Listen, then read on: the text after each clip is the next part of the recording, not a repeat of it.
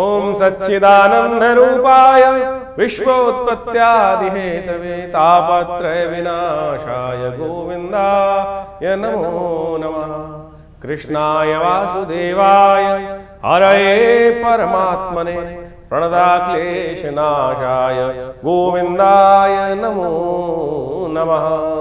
नमस्कार, स्वागत है आपका आचार्य वाणी में। मैं आचार्य डॉक्टर विक्रमादित्य आपके साथ हूँ। आपकी राशि के दृष्टिकोण से वृश्चिक राशि वालों कैसा ग्रहों का योगायोग बन रहा है आपको समझ लेना चाहिए अगस्त के मध्यकाल में। देखिए, अगस्त का मध्यकाल बहुत सारे नए योगों को आपके लिए लेकर उपस्थित हो रहा है। वैसे तो हर दिन कुछ न कुछ नया, कुछ न कुछ परिवर्तन का योग बनाता है, लेकिन वृश्चिक राशि वालों के लिए अगस्त के मध्यकाल में देखें तो कई ग्रह परिवर्तन के योग बना रहे हैं। मंगल शनि का टकराव आपकी राशि के दृष्टिकोण से, मंगल प्रधान राशि है आपकी, चल ही रहा है, टकराव की स्थिति चल रही है और कहीं ना कहीं आपकी राशि में जो बुद्धि में द्वंद्वात्मक स्थिति है, बेकार के कामों में कहीं ना कहीं आपको कष्ट देने के योग ये मंगल शनि का टकराव कई बार उत्पन्न कर देता है। ध्यान रखते हुए कार्य करने की ज़रूरत है और ऐसे में मंगल के निमित्त कुछ खास उपाय लगातार करते रहने चाहिए। इस अगस्त के मध्यकाल में इस मंगल के नेगेटिव प्रभाव को ठीक करने के लिए कई योग बनने वाले हैं। अंगारक चतुर्थी का योग बनने वाला है और साथ साथ जन्माष्टमी का योग बनने वाला है, संक्रांति का योग बनने वाला है और साथ साथ जो बुध का परिवर्तन होने का योग बन रहा है, सूर्य का परिवर्तन का योग बन रहा है। ये आपके लिए क्या प्रभाव उत्पन्न करेगा उसको पहले से समझ लेना चाहिए। वैसे तो एक बात माने कि सूर्य बहुत महत्वपूर्ण प्रभाव आपके लिए उत्पन्न करने वाले हैं। जो जा रहे हैं अपने घर में जा रहे हैं, वो आपके लिए रिजल्ट्स लाने वाला, काम करने वाला, खासतौर पे आपके शौर्य को बढ़ाने वाला योग भी बनाते दिखाई देंगे। ऐसे में कौन से खास उपाय आपको कमे में समय पर करने हैं वो आप अच्छे से समझ लें, क्योंकि जन्माष्टमी का दिन एक बहुत खास योग लेकर आ रहा है आपके लिए। वो आपको कैसे लाभ देगा, वो आप जो खास उपाय करना है वो आप हमसे समझ लीजिए। सबसे पहले बात कर लेते हैं 11 तारीख की। 11 तारीख सोमवार का अवसर है, भाद्रपद का महीना आरंभ हो चुका है, द्वितीया तिथि इस दिन पड़ रही है कृष्ण पक्ष की और आपकी राशि के दृष्टिकोण से राजयोग बनकर आपकी राशि में तैयार हो रहा है। जो योग बन रहा है वो विशेष तौर पर बड़ा शुभ है आपके लिए, लेकिन ध्यान रखना थोड़ा भ्रम की स्थिति मनोमस्तिष्क में उत्पन्न होती दिखाई दे रही है। मन जो है राहु के साथ योग बना रहा है। जब मन राहु के साथ योग बनाता है तो सब कुछ बढ़िया होते हुए भी जो क्या होता है ना, जो भ्रम है उसमें सब कुछ चला जाता है। इसलिए मन को प्रशस्त करने की ज़रूरत है। मन को जितना बल दोगे उतना अच्छा रहेगा। इस वक्त बुध भी महाराज जो हैं वो मार्गी होने की तरफ जा रहे हैं, जो थोड़ी असमंजस की स्थिति में आपको डाल सकते हैं। तो ऐसे में कुछ खास उपाय करने की ज़रूरत है। हरा चारा गऊ को अवश्य डालने का प्रयास करें, ये आपके लिए बहुत शिष्ट रहेगा और ये आपके लिए बुध को लगातार शक्ति देगा और साथ साथ भाग्य के, क्योंकि भाग्य में बैठकर बुध जो है जो कहीं अनिश्चितता ना दे दे। बुध कई बार थाली के बैंगन की स्थिति मानी जाती है और बुध जो है वो कोई आपकी कुंडली में पॉजिटिव ग्रह काम करे तो पॉजिटिव हो जाता है, नेगेटिव कोई काम कर रहा है तो नेगेटिव तरफ मुड़ जाता है। तो इस समय ये उपाय जो हमने बताया भाग्य को जगाने के लिए, गौ सेवा करें, गाय को हरा चारा डालें, वो आपके लिए अच्छा रहेगा। पालक इत्यादि डालें, वो भी शिष्ट है आपके लिए। 12 तारीख मंगलवार का अवसर है, तृतीया तिथि इस दिन विद्यमान है और इस दिन बड़ा सुंदर एक योग बन रहा है अंगारक चतुर्थी का। तृतीया के साथ चतुर्थी का योग बनने के कारण से, मंगलवार होने के कारण से अंगारक योग बन गया है, अंगारक चतुर्थी का योग बन गया है। ये अंगारक चतुर्थी शास्त्र में कहा जाता है कि बड़ी श्रेष्ठ होती है मंगल के नेगेटिव। इन दिनों मंगल शनि का टकराव चल रहा है और ये काफ़ी लंबे समय तक चलने वाला है और संसार में इसकी भयावह स्थिति आपके समक्ष दिखाई दे रही है। पिछले 1.5-2 महीने से जिस प्रकार से पहले षडाष्टक योग, फिर समसप्तक योग, फिर दोबारा शनि मंगल का षडाष्टक योग ये चल रहा है, कहीं ना कहीं क्लैश, द्वंद्व लगातार उत्पन्न करता दिखाई दे रहा है। तो ऐसे में आपको अपने जीवन में, अपने निजी जीवन में कष्टों को दूर करने के लिए लगातार मंगल का उपाय करना चाहिए। सुंदरकांड का पाठ करें। हमने विवेकानंद योगाश्रम में इस दिन सुंदरकांड का पाठ भी रखा है, हनुमान जी का यज्ञ रखा है, मंगल ग्रह के दोषों को शांत करने के लिए जो मंगल ग्रह शांति यज्ञ रखा है उसमें भी आप सम्मिलित हो सकते हैं, अपने नाम से करा सकते हैं। और ऐसे में ग्रहों का योगायोग क्या कुछ और प्रभाव उत्पन्न करेगा वो भी आप समझ लीजिए आपकी राशि के दृष्टिकोण से। इस समय आपके राशि में जो ग्रह योग बन रहे हैं वो कई मामलों में विजय योग देते दिखाई दे रहे हैं। इसलिए आप जो सोच रहे हैं, विचार कर रहे हैं, उसमें भ्रम हटा दीजिए, सही डायरेक्शन पकड़ें, गुरुओं के दिशा सही, आप जो विचार है उसको सही रखें तो आपकी चाल ठीक है, चिंता ना करें, रिजल्ट्स अवश्य आते दिखाई देंगे। 13 तारीख बुधवार का दिन चतुर्थी और पंचमी का योग बनता दिखाई दे रहा है, लेकिन पंचमी इस दिन क्षय है। ग्रह नक्षत्रों के दृष्टिकोण से आप जिस रास्ते पर चल रहे हैं उसमें शांति चलने का प्रयास करें, कोई नए कार्य को ना हाथ मिले, इस बात का ध्यान रखते हुए कार्य करेंगे तो अच्छा रहेगा। विघ्नहर्ता श्री गणेश का सुंदर स्तवन करें, उनको पुष्प इत्यादि अर्पित करें, ओम गंगणाधिपतये इस मंत्र का जप करें, कल्याण करेंगे ये मंत्र आपके लिए। 14 तारीख बृहस्पतिवार का अवसर, षष्ठी तिथि विद्यमान है और इस दिन ग्रहों का परिवर्तन का योग सुबह सुबह बनकर तैयार होगा। 9 बजे के बाद थोड़े से ग्रह हल्के दिखाई देते हैं। स्वास्थ्य का ध्यान रखने की ज़रूरत दिखाई देती है। स्वास्थ्य कहीं ना कहीं थोड़ा हल्का हो सकता है, अननेसेसरी खर्चे जिम में पड़ सकते हैं। तो ऐसे में कोशिश करें थोड़ा चावल का दान करने का प्रयास करें। शिव के मंदिर में जाकर थोड़ा उनका दूध से चावल से अभिषेक कर लीजिए। भगवान की कृपा से महामृत्युंजय मंत्र जप कर लीजिए। ओम हं जुं सह ओम भूर्भुवः स्वः ओम त्र्यंबकं यजामहे सुगंधिं पुष्टिवर्धनम उर्वारुकमिव बंधनान् मृत्योर्मुक्षीयमामृतात् स्वभुव भू ओम सह जुं हों ओम। ये महामृत्युंजय मंत्र है, कई बार हम बताते हैं, लेकिन फिर भी बहुत सारे लोग आते हैं जिनको महामृत्युंजय मंत्र का सही ज्ञान नहीं होता है। तो इसलिए इसको तो पुनः अच्छे से सुन लीजिए, तो आप इसको करके जप करके बहुत सुंदर रूप से लाभ ले सकते हैं। 15 तारीख का दिन शुक्रवार का अवसर है, सप्तमी तिथि है, 15 अगस्त है। भारतीयों के लिए बहुत विशेष दिवस है, स्वतंत्रता दिवस। इस दिन देश आज़ाद हुआ और ऐसे में हम उन स्वतंत्रता आज़ादी के दीवाने जो इस भारत की धरा पर जन्म लिए, उनके लिए उनके बलिदान को नमन करने का दिवस है, उनको याद करने का दिवस है, उनसे प्रेरणा लेने का दिवस है। भारतीय संस्कृति जो कहती है जननी जन्मभूमिश्च स्वर्गादि अपि गरीयसी, इसको अपने जीवन में उतारने की ज़रूरत है। आज देश बहुत विचित्र दौर से गुजर रहा है, आघात एक के बाद एक हो रहे हैं, लेकिन हम बहुत सारे लोग अभी भी अपने मनोमस्तिष्क में आज़ादी का नाजायज़ फ़ायदा उठाने की तरफ जाते दिखाई दे रहे हैं। कोशिश करें अपने समर्पण भाव को, इस देश को पहले देश सर्वोपरि मानते हुए कार्य करने का प्रयास करें, वो बहुत अच्छा रहेगा। ग्रहों का योगायोग क्या है आपके लिए वो भी आप समझ लीजिए। ग्रहों का योगायोग इस दिन विशेष तौर पर यदि हम बात करें वृश्चिक राशि वालों के लिए जिस प्रकार से बनता दिखाई दे रहा है, वो दिखा रहा है थोड़ा सा ग्रहों का भारी, आपके लिए ग्रहों का योग थोड़ा सा भारी दिखाई देता है। इसलिए आज़ादी का नाजायज़ फ़ायदा मत उठाना, कहीं ना कहीं चलान कर सकता है, नुकसान हो सकता है, इस बात का ध्यान रखें। भद्रा है जो करीब 1 बजे तक रहेगी, तो ध्यान रखते हुए कार्य करें, नए कार्य न तरफ जाए तो अच्छा है आपके लिए। 16 तारीख शनिवार का अवसर, अष्टमी तिथि विद्यमान है और इस दिन जन्माष्टमी का सुंदर योग है। शनिवार के दिन जन्माष्टमी पड़ रही है और ये शनि का संबंध बहुत सारे लोगों को पता नहीं है कि किस प्रकार से भगवान कृष्ण के साथ है। ज्योतिष के दृष्टिकोण से तो कहा जाता है कि इस दिन शनिवार को जन्माष्टमी जब पड़े तो शनि को मनाने का बहुत सुंदर दिन बन जाता है। लेकिन कई बार भ्रांति होती है कि शनि जन्माष्टमी है कब, तो इस बार तो कोई भ्रांति है नहीं। संपूर्ण प्रकार से तिथियों का निर्णय देखें तो बड़े स्मार्ट हों, चाहे वैष्णव हों, चाहे बहुत अलग अलग संप्रदाय के लोगों, उनके लिए ये दिन बड़ा श्रेष्ठ बन रहा है। 16 अगस्त को इस बार जन्माष्टमी का सुंदर योग बन रहा है और जन्माष्टमी का योग ग्रहों के दृष्टिकोण से इस बार सबके लिए स्मार्ट वैष्णव सब लोग शनिवार को कोई मतभेद नहीं रहेगा। आमतौर पे बहुत सारे मतानुसार कई बार मतभेद उत्पन्न हो जाते हैं कि हम हमारे आचार्यों के अनुसार से इस योग में माना जाए, इस योग में माना जाए, लेकिन इस बार यदि पंचांग को देखा जाए तो बहुत सारे द्वंद्वों को करने की ज़रूरत ही नहीं है। अष्टमी उदया तिथि के रूप में विराजमान है 16 तारीख को, और उसके साथ साथ सुबह रात्रि के समय जिस वक्त भगवान का जन्म माना जाता है उस समय वृषभ लग्न भी उपस्थित हो ही जाएगी, और साथ साथ चंद्रमा भी विशेष तौर पर यदि देखा जाए तो वृषभ राशि में ही उस दिन उच्च के विराजमान होकर रहेंगे।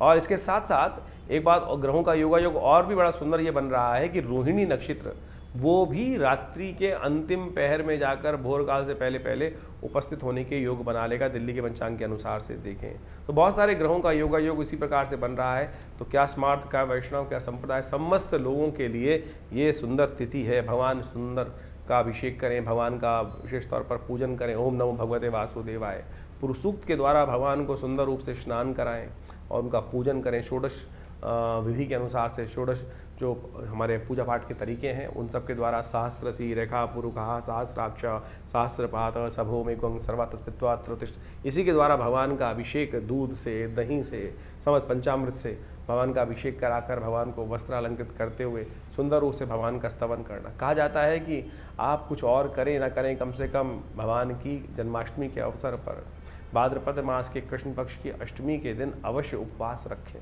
उपवास रख के भगवान का सुंदर रूप से संकीर्तन करें, पूजन करें, भगवान का अभिषेक करें, हरिनाम का संकीर्तन करें, और केवल इसी से आपके अनेक जन्मों के कष्ट जो हैं वो कट जाते हैं। उपवास रखिए। उपवास का मतलब केवल भूख हड़ताल नहीं होता है। आजकल बहुत सारी समस्याएं क्या हो गई, उपवास लोग करने की जहाँ बात की जाती है तो खाना पीना छोड़कर बैठ जाते हैं। उपवास का मतलब कतई भूख हड़ताल नहीं है। व्रत का मतलब कुछ और है। व्रत का मतलब तो विशेष तौर पर कुछ लोगों ने ऐसा बना दिया कि भैया आज भोजन नहीं करेंगे। मुझे एक बात बताइए, मैं सीधी तरह से, उपवास करनी बहुत अच्छी, व्रत करना एक बहुत बढ़िया सिद्धांत है, खाना भी ना खाएं तो ठीक है, विश्राम मिलना चाहिए। लेकिन एक बात, छोटी सी बात समझने की आवश्यकता है। आपका बच्चा यदि सुबह से लेकर शाम तक कोई बात कर रहा हो, आप ये चाहिए, पिताजी ये चाहिए, माताजी ये चाहिए, और सुबह से लेकर दोपहर तक, रात तक खाना ना खाए, तो मुझे एक बात बताएं, क्या माता पिता प्रसन्न होंगे?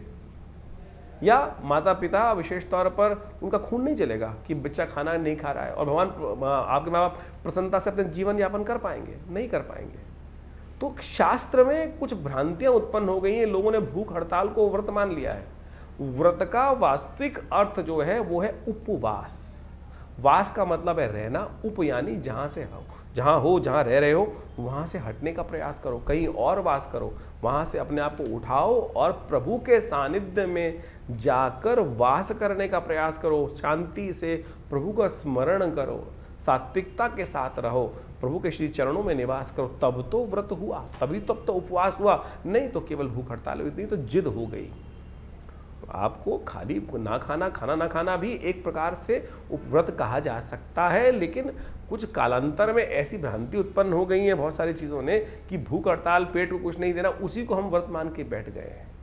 लेकिन और उस दिन एक समझे कि जिस दिन खाना नहीं खाया, कुछ नहीं किया, उस दिन क्या होगा, और बाहर की चीज़ सब खा लेंगे, कुट्टू के आटे से लेकर पता नहीं क्या क्या, पकौड़ी, चाट पकौड़ी इत्यादि समस्त खाने की व्यवस्था बना लेंगे। तो फिर वो क्या हुआ, फिर तो वो कुछ और ही हो गया ना।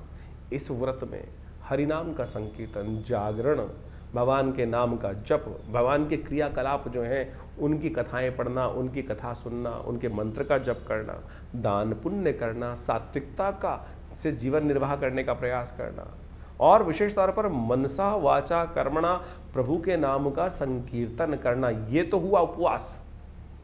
तो अब आप देख लीजिए आप क्या कर रहे हैं। तो परमात्मा की कृपा प्राप्त करने के लिए फिर कहते हैं लोग संकट नहीं हरे, कष्ट नहीं हरे, तो ऐसे में कष्ट कहाँ हरेंगे। तो इसलिए इस बात को समझें कि इस जन्माष्टमी पर हम भगवान का षोडशोपचार पूजन करें। हमने विवेकानंद योगाश्रम में इस दिन विशेष भगवान का पूजन रखा है, शाम के समय जो करीब करीब यज्ञ के साथ आरंभ होगा और भगवान के पूजन के साथ सुंदर व्यवस्था बनेगी। भगवान को विशेष तौर पर षोडशोपचार पूजन कर कर उनका विभिन्न प्रकार से, विभिन्न औषधियों से उनका अभिषेक रहेगा, भगवान का पूजन रहेगा, भगवान के नाम का संकीर्तन रहेगा, कीर्तन पूजा पाठ सबकी व्यवस्था है। आप अवश्य भगवान के नाम के संकीर्तन में उस दिन पधारें आश्रम पे, विवेकानंद योग आश्रम में। प्रभु की कृपा से सुंदर कल्याण का अवसर बनेगा। भगवान के नाम का संकीर्तन कर कर हमारे इस आश्रम पे, जिसमें पिछले करीब आप मान के चलें 50-60 सालों से नित्यपति 8 घंटे यज्ञ होता है। माँ भगवती का सुंदर श्री विग्रह, इस दिन भगवती दुर्गा का भी प्राकट्य उत्सव है, आप महामाया जी का भी प्राकट्य उत्सव माना जाता है, जो भगवान कृष्ण के साथ ही उत्पन्न हुई थी। भगवती दुर्गा की उपासना इस दिन विशेष तौर पर की जानी चाहिए, और भगवती दुर्गा के साथ साथ भगवान कृष्ण की सुंदर उपासना कर कर इस संसार में शांति स्थापित करने के लिए, कष्टों को निवारण करने के लिए, बिना भगवती की, बिना शक्ति की उपासना किए बिना भगवान की कृपा नहीं होती। तो इसलिए सुंदर रूप से आप अपने कार्यक्रमों में, यज्ञ में सम्मिलित हों। भगवान के नाम के संकीर्तन में हम विशेष रूप से कार्यक्रम रख रहे हैं, तो आप अवश्य अपना स्थान आरक्षित कर कर इस कार्यक्रम में सम्मिलित हो सकते हैं। तो वृश्चिक राशि वालों, जन्माष्टमी का सुंदर महत्व के साथ साथ आपको ये भी समझना चाहिए कि आपके लिए कौन से खास उपाय हैं जिनको आप करने हैं। इस दिन अष्टमी है, तो अष्टमी के दिन तो भगवान कृष्ण की उपासना होनी ही चाहिए, लेकिन साथ साथ दुर्गाष्टमी भी होती है। इस दिन महामाया जी की पूजा करने का विधान शास्त्र में विद्यमान है। और आपकी राशि के दृष्टिकोण से इस वक्त देखें तो शनि महाराज आपकी राशि में कहीं ना कहीं बुद्धि भाव में चलते हुए बुद्धि को भ्रमित करने के कई बार योग बना देते हैं। तो ऐसे में इस दौरान शनि आपको प्रसन्न ना करें, पूरे वर्ष आपके लिए कष्ट निवृत्ति करने का योग बनाते रहें, तो आप शक्ति और कृष्ण दोनों की उपासना करने का प्रयास करें। या देवी सर्वभूतेषु मातृरूपेण संस्थिता नमस्तस्यै नमस्तस्यै नमस्तस्यै नमो नमः, इस मंत्र का यथाउच्च भाव से जप करने का प्रयास करें। गोंद के बनी हुई मिठाई भगवान को अर्पित करने का प्रयास करें। भगवान कृष्ण की उपासना करते हुए हमारे यहाँ आयुर्वेद का ध्यान रखा गया है। आपकी राशि में जिस प्रकार से आयुर्वेद औषधियों का शास्त्र में वर्णन मिलता है, उसको भी समझना चाहिए आपको। शनि की निवृत्ति के लिए, शनि के कष्टों को दूर करने के लिए गोंद के जो तिल वाले लड्डू होते हैं उनको बनाकर भगवान को उनको भोग लगाने का प्रयास करना चाहिए। वो शनि के नेगेटिव प्रभाव को भी ठीक करने का रास्ता आपकी राशि में बनाएंगे और साथ साथ बहुत सारे और भी कष्टों को निवृत्ति करने का रास्ता देंगे आपके लिए। कृष्ण को इस दौरान विशेष तौर पर आप अवश्य अर्पित करें मोर पंख। शनि का संबंध मोरपंख के साथ बहुत बढ़िया तरीके से होता है और कहा जाता है कि भगवान को जब नज़र लगती थी तो उससे बचने के लिए ही भगवान को मोरपंख अर्पित किया उनकी माता जी ने। तो ऐसे में कोशिश ये करें उस मोरपंख को अवश्य भगवान को अर्पित करने का प्रयास करें। तो आपकी राशि के दृष्टिकोण से गोंद से बने हुए लड्डू भगवान को अर्पित कर कर उनका विशेष तौर पर पंचामृत से स्नान करा के उस चरणामृत को ग्रहण करें। कहा जाता है अकाल मृत्युहरणम सर्वव्याधि विनाशनम विष्णु पादोत्कम पित्वा पुनर्जन्म न विद्यते। तो इस बात को ध्यान रखते हुए कार्य करना चाहिए। भगवान का जितना बढ़िया सुंदर स्तवन करोगे उतना कल्याण आपके लिए योग बनते दिखाई देंगे। भगवान कृष्ण की जन्माष्टमी आपके लिए बहुत शुभ हो। और शनि का संबंध तो विशेष तौर पर कोकिला वन के कारण से भगवान के साथ है ही। भगवान ने ही शनि को उस कोकिला वन में स्थान दिया जब शनि जाकर भगवान से कहते हैं कि कोई हमें स्थान नहीं देता है। तो इसलिए शनि का संबंध बहुत सुंदर है। इस शनि को मनाने के लिए आप सुंदर कार्य करेंगे तो बहुत अच्छा रहेगा आपके लिए। 17 तारीख रविवार का अवसर, नौमी तिथि विद्यमान है, गोगा नौमी, और इस दिन संक्रांति का सुंदर योग बन रहा है। सूर्य जो हैं वो अपने घर में आ रहे हैं। आपकी राशि में देखा जाए तो ये रिजल्ट देने वाले रहेंगे आपके लिए। खास तौर पे इस दौरान विशेष तौर पे कई प्रकार के आपको लाभ के योग बनाते दे सकते हैं। कई आपके कार्यों को पूर्ण करने की तरफ सूर्य का ये योग ले जाता दिखाई देगा आपको। तो सूर्य विशेष तौर पर रविवार के दिन परिवर्तन कर रहे हैं, हृदय योग बन रहे हैं। तो कोशिश करें इस दिन गायत्री का स्तवन अवश्य करें, गायत्री का पाठ करें इस दिन अवश्य। हो सके तो गरीबों को विशेष तौर पे आटे का वितरण करने का प्रयास करें। ये आपकी राशि के दृष्टिकोण से सफलता का मंत्र रहेगा। सूर्य आपकी राशि में परिवर्तन कर कर आपके लिए 1 महीने के लिए ये जो परिवर्तन का योग बना रहे हैं बहुत आपके लिए पॉजिटिव रहता दिखाई देगा। 18 तारीख सोमवार का अवसर है, दशमी तिथि विद्यमान है और इस दिन ग्रहों का योगा योग जो बन रहा है वो आपके लिए, आपकी राशि के दृष्टिकोण से देखा जाए तो वो आपके लिए कई मामलों में अच्छा योग बनाएगा। बृहस्पति के साथ चंद्रमा का विराजमान हो जाना 3 दिन के लिए ये कई मामलों में पॉजिटिव रहता दिखाई दे रहा है, लेकिन कई बार बंधन में फंसा देता है। तो नए काम जो आरंभ कर रहे हैं उस समय एक बात ध्यान रखिएगा, जो कागज़ वागज साइन करें उसमें कहीं कोई गलती ना रहे, इस बात का ध्यान रखते हुए कार्य करें कुछ तो वो अच्छा रहेगा आपके लिए। भगवान शिव की सुंदर उपासना करें। सोमवार का दिवस है, दूध से भगवान का अभिषेक करना आपके लिए कल्याणकारी साबित होगा। 19 तारीख मंगलवार का अवसर, एकादशी तिथि, अजय एकादशी का योग, गजकेसरी योग आपकी राशि में बना हुआ है। और जीवन में कई बार कष्ट आते हैं तो हम सोचते हैं किस कारण से हुआ, मैंने तो अपने ज्ञान से कुछ गलत काम किया नहीं, लेकिन हमारी मति जो है ना बहुत छोटी रहती है और हम बहुत लंबे समय तक देख नहीं सकते। भीष्म पितामह ने भी एक बार भगवान कृष्ण से यही भाव रखा था जब वो बाणों की शैया पर विराजमान थे कि मुझे अपने जन्म याद है कि मैंने कभी कोई गलत कार्य नहीं किया, फिर किस कारण से मुझे इतना बड़ा कष्ट जीवन में झेलना पड़ा। तो भगवान ने कहा आपको एक लेवल तक याद है, 100 जन्म से पूर्व जो घटना हुई थी वो आप भूल गए हैं। आपने एक कीड़े को इस प्रकार से भेद दिया था एक बाण से, एक छोटी सी सीख से, उसके कारण से आपको इतना बड़ा जो कष्ट है वो आज झेलना पड़ रहा है। अजय एकादशी वो तिथि है कि जब हम पूर्व अर्जित कर्म जो है उन दोषों से भी निवृत्त हो जाते हैं। कहा जाता है इस दिन विष्णु सहस्त्रनाम का पाठ करना, भगवान का अभिषेक करा के चरणामृत ग्रहण करना, ओम नमो भगवते वासुदेवाय इसका स्तवन करना, व्रत रहना, यही सबसे श्रेष्ठ उपाय है। करके आप पूर्व कर्म में जो भी दुष्कर्म हुए पूरे जीवन में उनसे निवृत्ति की तरफ जा सकते हैं। 20 तारीख बुधवार का दिन, द्वादशी तिथि विद्यमान है और ग्रहों का परिवर्तन का योग बन रहा है। वो परिवर्तन का योग आपके लिए बहुत अच्छा पॉजिटिव रिजल्ट लाएगा, चिंता मत करो और कर्म को सही दिशा में करने का प्रयास करो। इस दिन बुध प्रदोष है, थोड़े बुध महाराज जो आपकी राशि में जिस प्रकार का योग बना रहे हैं वो बहुत सुंदर योग बनने वाला है। अब शनि शुक्र के साथ बुध की युति हो जाएगी, सूर्य आगे निकल चुके हैं, उदित होते हुए बुध शुक्र के साथ विराजमान होकर महालक्ष्मी योग, साथ में चंद्रमा का युति कुछ दिन रहेगी। तो ये कहीं ना कहीं बड़े पॉजिटिव रिजल्ट्स लाने के योग बनाएगी देव कृपा से। इस दिन गो वत्स द्वादशी भी है और साथ साथ बुध प्रदोष भी है, क्योंकि शाम को त्रयोदशी आ जाएगी। तो हो सके तो गाय के बछड़े को गुड़ इत्यादि खिलाएं, आपकी राशि के दृष्टिकोण से बड़ा अच्छा रहेगा। और साथ साथ हो सके तो शाम के समय भगवान का अभिषेक विशेष तौर पर आप विजया रस से, भंग के रस से करने का प्रयास करें। भगवान प्रसन्न होंगे, आशीर्वाद देंगे और बुद्ध का पॉजिटिव रिजल्ट आपको प्राप्त। तो ग्रहों का योगा योग आपने समझा। इस वक्त भाद्रपद का महीना चल रहा है और भाद्रपद के महीने में जो ग्रहों का योगा योग परिवर्तन का योग बनाएगा वो तो आपके समक्ष ही है, लेकिन एक विशेष योग बन रहा है कि इस भाद्रपद में 5 रविवार का योग बन रहा है और इस बार राजा भी सूर्य ही हैं, पूरे जो विश्व के राजा है, संवत के राजा हैं। और उसके दृष्टिकोण से यदि ग्रहगण प्रभाव देखा जाए तो इस बार पूरे विश्व में अच्छी खासी वृष्टि के योग बन रहे हैं, और वो इतनी ज़्यादा हो गई है, कई जगह लोग परेशान भी हो गए, त्रस्त भी हो गए हैं। और इस बार 5 रविवार का योग भाद्रपद में जो दिखा रहा है वो वास्तविक तौर पर एक बात को भी इंगित करता है कि जो इस वक्त भयावह पूरे विश्व में पानी की त्रासदी चल रही है, अतिवृष्टि होने के योग बन गए हैं, उससे कहीं ना कहीं अब कुछ ना कुछ रास्ता, बचाव का रास्ता बनता भी दिखाई देगा। लेकिन ये कहीं ना कहीं प्रकार से जो भाद्रपद महीने में यदि 5 रविवार पड़ जाए तो एक बात कही जाती है, युद्ध की आशंका, युद्ध की अफवाहें, कहीं ना कहीं मतभेद बहुत ज़्यादा कहीं ना कहीं संसार में बढ़ जाते हैं, और कहीं ना कहीं आपस में मनभेद भी होने लगते हैं। इस वक्त विश्व में जिस प्रकार से जो योगायोग बन रहा है वो कहीं ना कहीं आपदाओं का संकेत भी देता दिखाई दे रहा है।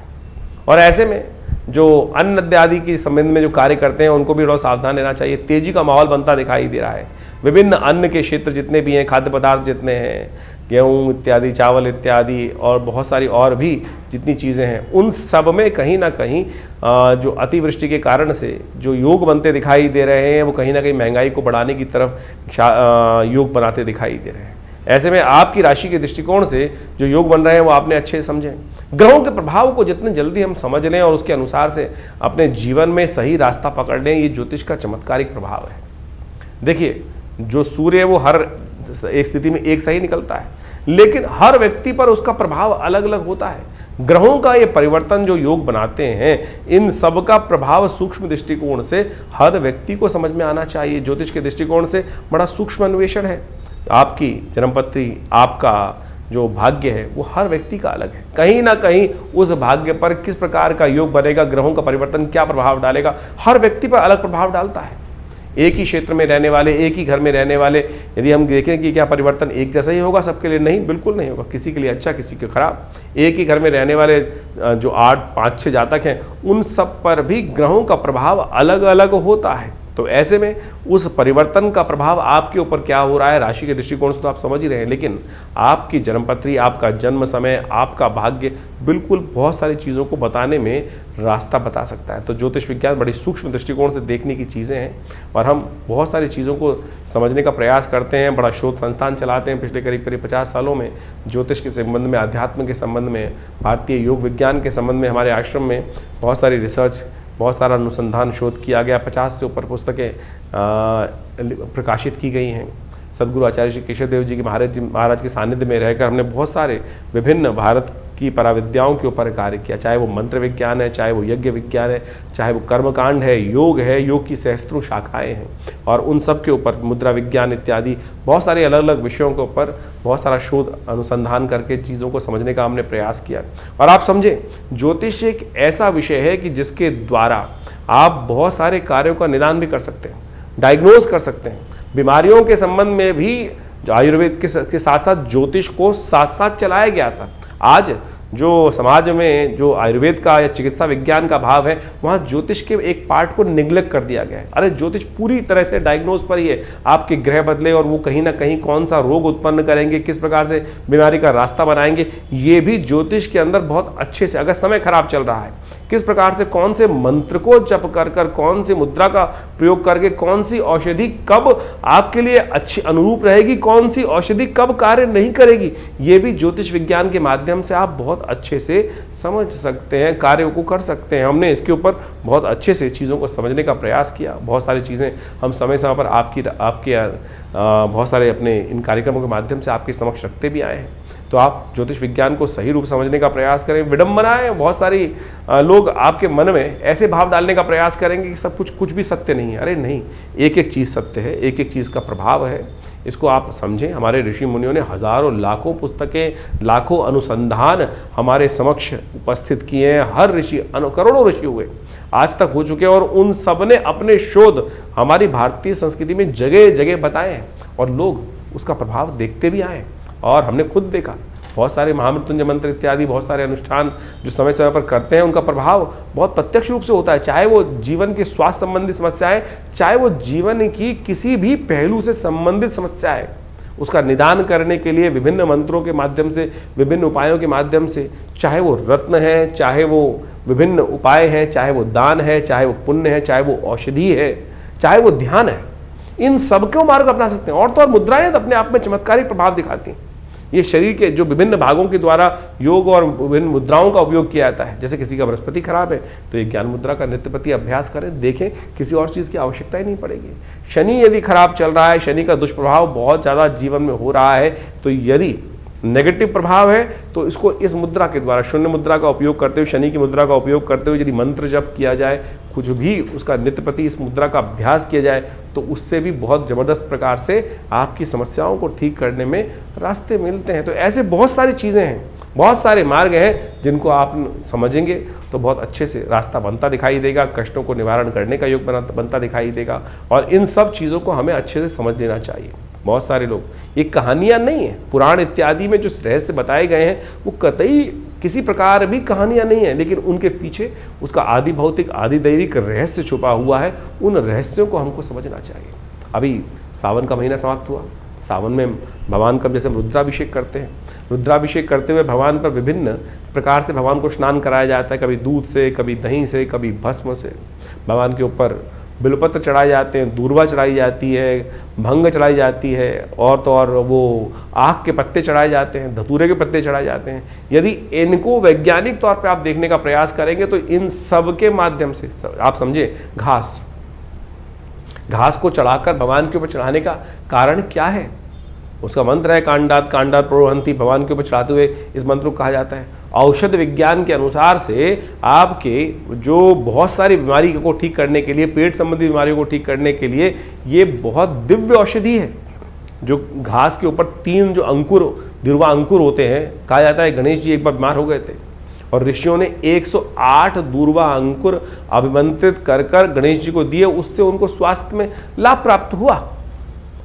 इसी प्रकार से विभिन्न जो चीज़ें हमारे क्रियाकलाप कर्मकांड के सिद्धांत से भारतीय संस्कृति में बताई गई हैं, पुराण इत्यादि में चीज़ों में बताए गए हैं, वो सब के सब क्रियाकलाप बहुत रहस्यपूर्ण हैं, परम वैज्ञानिक हैं। औषधीय दृष्टिकोण से भी उसको अच्छे से समझा जा सकता है। तो आप इन सब को समझें। हम समय समय पर आपकी राशि के दृष्टिकोण से बहुत सारी चीज़ें बताते हैं, लेकिन जन्मपत्री भी उसका बहुत विशद विषय है और वृहद विषय है। साथ साथ आपके हाथ की रेखाएं, मस्तिष्क की रेखाएं और ये सब का सब शरीर की जो विभिन्न आकृति विज्ञान है, वो ज्योतिष के अनुसार समुद्र शास्त्र के माध्यम से इन सब रहस्यों को अच्छे से समझकर हम जीवन में उत्थान की तरफ आगे चलें। और भारतीय संस्कृति परम बहुत सुंदर रूप से उपस्थित किए गए इन सब रहस्यों को, तो आप यदि इन सब चीज़ों को समझेंगे तो बहुत बढ़िया आपके लिए बहुत सारे विषयों को अच्छे से हम बताएंगे। आश्रम से द्वारा जो प्रकाशित पुस्तकें हैं वो आप हमारी वेबसाइट पे जाके देख सकते हैं। mudrasforhealing.com वेबसाइट है हमारी, acharyavikramaditya.com वेबसाइट है हमारी, vivekanandnaturecure.com ये भी हमारे आश्रम की ही वेबसाइट है। और यहाँ पर हमारे आश्रम की समस्त गतिविधियों को समय समय पर हम बताते रहते हैं। बहुत सारे विभिन्न कार्यक्रम आश्रम पर समय समय पर चलते रहते हैं और इन सब विषयों को आप अच्छे से समझकर और इन सब से आश्रम से जुड़े। और स्वागत है आप सबका हमारे यहाँ जो नित्य प्रति कार्यक्रम होते ही हैं। रविवार को विशेष कार्यक्रम में, यज्ञ में आप सब लोग सम्मिलित हो सकते हैं। सुबह 8 बजे से लेकर करीब करीब 10 साढ़े 10 बजे तक भंडारे के साथ बड़ा यज्ञ और स्वाध्याय इत्यादि का कार्यक्रम चलता है हर रविवार को। और आप सब अपने विषयों को लेकर आश्रम पे उपस्थित होंगे तो हम अवश्य जो भी भगवान की कृपा से रास्ता बनेगा अवश्य आपके साथ बनाएंगे। जीवन में कल्याण का मार्ग प्रशस्त हो, आप सबको आशीर्वाद, कल्याण हो, भगवान का कृपा आपके साथ हमेशा बनी रहे।